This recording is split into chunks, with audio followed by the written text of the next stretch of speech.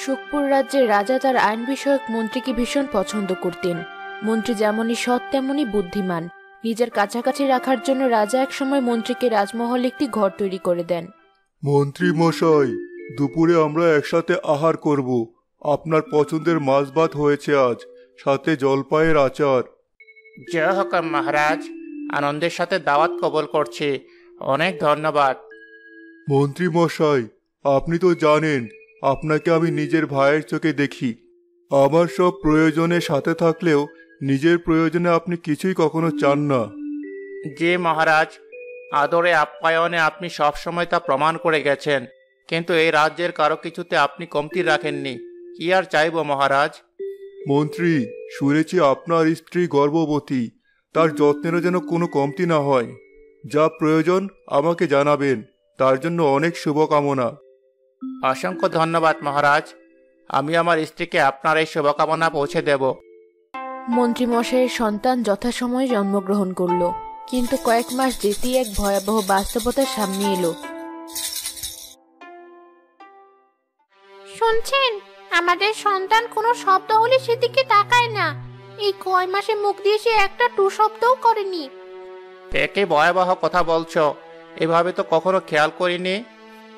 দয়া করে ব্যাপারটা দেখুন, প্রয়োজনে কবিরাজকে ডাকুন, আমার ভয় করছে। এত ভেবো না, আমি নামকরা কবিরাজকে খবর দেব। আমার হীরের টুকরো ছেলে ভালোই থাকবে। কিছুক্ষণের মধ্যে রাজ্যের নামকরা কবিরাজ মন্ত্রীর ঘরে এলো। মন্ত্রী মশাই, আমি আন্তরিকভাবে দুঃখিত, কিন্তু আমাদের প্রিয় মন্ত্রীপুত্র কানে শুনতে পান না। ফলস্বরূপ উনি হয়তো কথাও বলতে পারবেন না। কি বলছেন এসব? এত বড় কঠিন বাস্তবতা আমরা কিভাবে মেনে নেব?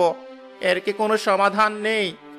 মাফ করবেন মন্ত্রী মশাই, অন্তত আমার জানার মধ্যে কোনো সমাধান নেই।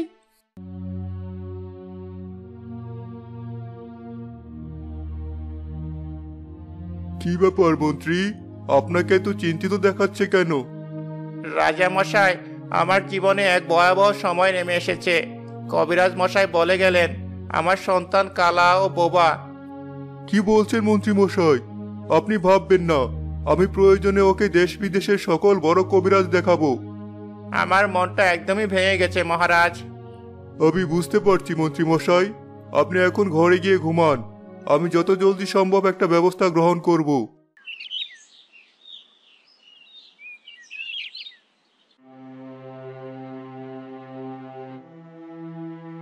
মহারাজ, আপনাকে অত্যন্ত চিন্তিত দেখাচ্ছে।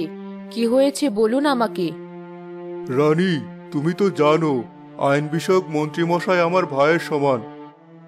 জি, আপনি তো তাকে অত্যন্ত ভালোবাসেন। তার কোনো বিপদ হয়েছে? রানী, মন্ত্রী মশাই কিছুক্ষণ আগে কথা বলতে এসেছিলেন। তিনি জানালেন তার একমাত্র সন্তান কালা ও বোবা। কি বলছেন এসব? খুবই দুঃখজনক ব্যাপার রাজামশাই, কিন্তু আমি আপনার দুঃখ কমাতে কিছু বলতে পারছি না। বরং আপনার দুঃখটা আমার হয়তো বাড়াতেই হবে। বুঝলাম না রানী, কি বলতে চাচ্ছেন? মহারাজ, আপনি জানেন আমি 2 মাসের গর্ভবতী। এই অবস্থায় একই রাজমহলে এই ধরনের কালা ও বোবা একটি শিশু থাকবে, তার সাথে চলাফেরার পথে আমার দেখা হবে, তা আমি মেনে নিতে পারছি না। এসব কুসংস্কার তুমি কেন মানবে রানী? এই বিপদের দিনে আমরা মন্ত্রীকে কিভাবে এত বড় কষ্ট দেব? মহারাজ, অনেক সাধনার পর আমার এই সন্তান পৃথিবীতে আসছে। তার ব্যাপারে আমি শতভাগ সাবধানতা অবলম্বন করতে চাই।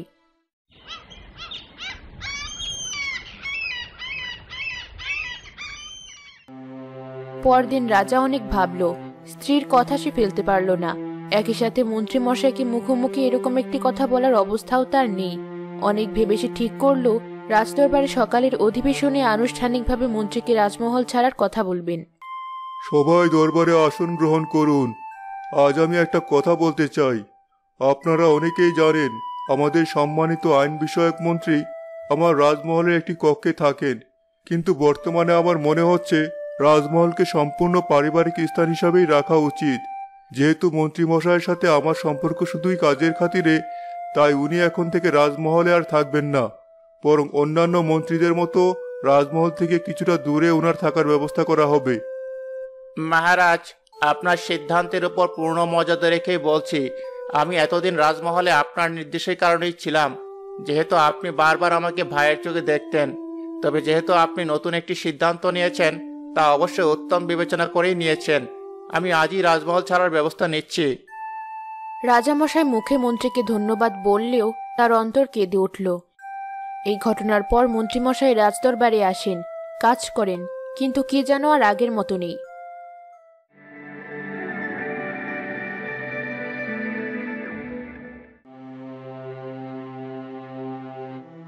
মহারাজ, রাজপুত্র সেলিমের শরীরটা আজকাল খারাপ যাচ্ছে। আমার মনে হয় কবিরাজ সাহেবকে একবার খবর দেওয়া দরকার।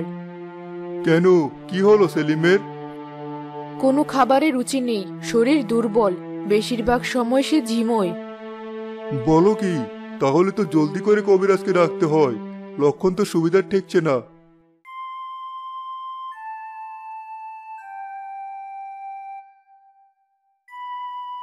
মহারাজ, সত্যি বলতে আমি রাজকুমারের রোগের কোনো কুল কিনারা খুঁজতে পারছি না। রাজামশাই সিদ্ধান্ত নিলেন তিনি রাজ্যের জ্ঞানী সাধু বাবাকে ডাকবেন। পেয়াদা, সাধু বাবাকে ডাকার ব্যবস্থা করো।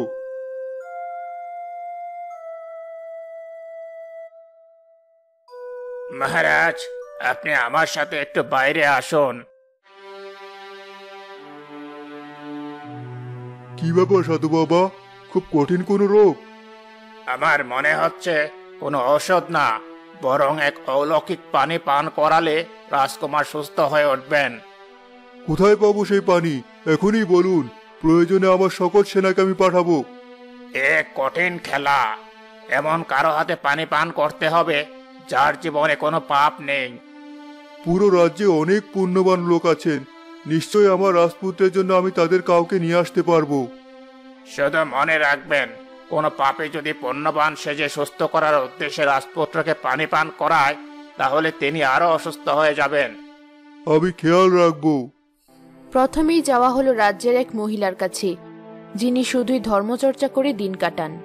রাজপুত্রের জন্য পুণ্যবান লোকের হাতে পানি পান করা জরুরি। তিনি খুব অসুস্থ, তাই সুস্থ হওয়ার জন্যই এমন কারো হাতে পানি পান করা দরকার যার কোনো পাপ নেই। মহিলা কোনোভাবেই রাজি হলো না। আজ থেকে 10 বছর পূর্বে যৌতুকের জন্য আমি আমার পুত্রবধূকে সংসার ছাড়া করেছিলাম। আমার হাতে পানি খেলে হিতে বিপরীত হতে পারে। এরপর যাওয়া হলো এক সন্ন্যাসীর কাছে। সন্ন্যাসী, আপনার জীবনে কোনো পাপ নেই, আপনার হাতে পানি পান করলে অসুস্থ রাজকুমার সুস্থ হয়ে উঠবে। আমি জীবনে একাধিকবার মানুষের ঘর থেকে অনুমতি ছাড়া নানান জিনিস সরিয়েছি। এই আমার এক বদ অভ্যাস। আমার হাতে পানি পান করলে হিতে বিপরীত হতে পারে। পেয়াদা ভাবল কম বয়সের কারো কাছে গেলে সমাধান হতে পারে। সে পাঠশালায় পড়ুয়া এক ছাত্রের কাছে গেল। আমি বরাবরই আমার বড় ভাইকে খুব হিংসা করি, তাই প্রায়ই তার পড়াশোনার বই খাতা পাশের পুকুরে ফেলে দেই। আমার হাতে পানি পান করলে হিতে বিপরীত হতে পারে। পুরো রাজ্যে কে কোথায় কোন পুণ্যবান আছেন? আমাদের সম্মানিত রাজকুমার ভীষণ অসুস্থ, কখনো কোনো পাপ স্পর্শ করেনি। এমন পুণ্যবানের হাতে পানি পান করলেই শুধু তিনি সুস্থ হবেন। যিনি পানি পান করাতে পারবেন তাকে 1000 সোনার মোহর উপহার দেওয়া হবে। আমার জীবনে কোনো পাপ নেই। আমি এক অভাবী লোক, দীর্ঘদিন রাজমহলে দাসী হিসেবে ছিলাম। কখনো কোনো চুরি বা কাজে ফাঁকি দেওয়ার অভিযোগ আমার নামে নেই। চলুন আমার সাথে। দাসী গিয়ে রাজকুমারকে পানি পান করালো, কিন্তু দেখা গেল রাজকুমার তাতে আরো বেশি অসুস্থ হয়ে গেছে। মহারাজ, এ তো সেই দাসী যার কথায় কান দিয়ে আমি আপনাকে বলেছিলাম আইন বিষয়ক মন্ত্রীকে তার বোবা কালা সন্তান ও স্ত্রী সহ রাজমহল থেকে বের করে দিতে। এই দাসী তো তাহলে আমার ভাইয়ের সমান মন্ত্রীর সাথে আমার সম্পর্ক নষ্ট করেছে। সে কিভাবে পাপহীন হয়? সে তো পাপী। এখন কি হবে? আমার মনে হচ্ছে তোমার এই ভুলের গল্পের ভেতর আমি সঠিক সমাধান খুঁজে পেয়েছি। কি সেই সমাধান? আগেই বলবো না, চেষ্টা করে দেখি সে আসলেই পারি কিনা সমাধান করতে। পেয়াদা, যাও, আইন বিষয়ক মন্ত্রীকে এখনই আমার রাজদরবারে ডাকো। মন্ত্রী মশাই, আপনি নিশ্চয় রাজকুমারের অসুস্থতার কথা শুনেছেন। জি মহারাজ, শুনেছি। এই রোগের ওষুধ কি তা কি জানেন?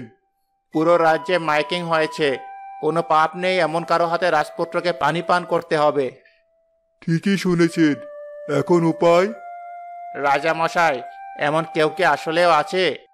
আছে মন্ত্রী মশাই, আছে। সেই রত্ন আপনার ঘরে লুকানো আছে। কে বলছেন মহারাজ? আমি কিছুই বুঝতে পারছি না। আপনার সন্তান, যে কখনো কিছু শুনেওনি, কখনো কিছু বলেওনি। আমার মতে সেই একজন পাপহীন মানুষ। এরকম বোবা কালা ছেলের হাতে রাজকুমারের পানি খাওয়া রানী কখনোই মেনে নেবেন না। যখন নিজের সন্তানের জীবনের প্রশ্ন ওঠে, তখন একজন মা সবই মেনে নেয়।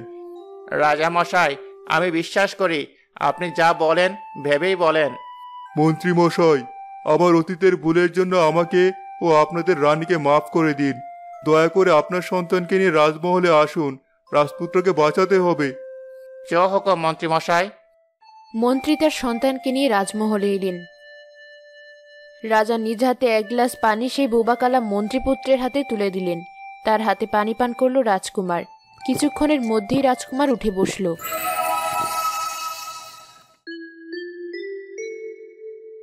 যে ছেলে আমাদের জন্য এত বড় আশীর্বাদ, একদিন তাকেই আমি রাজমহল থেকে বের করে দিয়েছিলাম। আমি জানি না মন্ত্রী মশাই, কিভাবে আপনার ও আপনার স্ত্রীর কাছে মাফ চাইব। কি বলছেন রানী সাহেবা?